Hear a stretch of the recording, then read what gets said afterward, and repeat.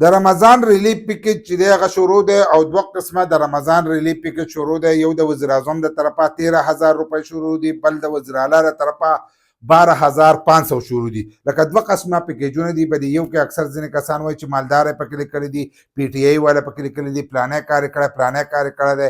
خو د بل طرف ته چې دی هغه د شهباز شریف تر دغه دی رمضان ریلیف پیکج دی. نو په هغې کې خو دا چل نه دی شوی چې لیکل چې دی دا شوي دي. هغه چې دی د بی آی اس پی نه یا د هغو چې په 2021 کې کوم د عمران خان حکومت په هغې کې چې کومه ډیټا ورکړی شوې ده، نو د هغې ډیټا په تور باندې چې دی ستاسو اکاونټونو ته روپۍ راغلي دي، 13,000 روپۍ چې دي دغه راغلي دي. نو تاسو راته ووایئ چې په دې کې کومو کسانو کم پیکج چې دی دا تاسو راغستی دی.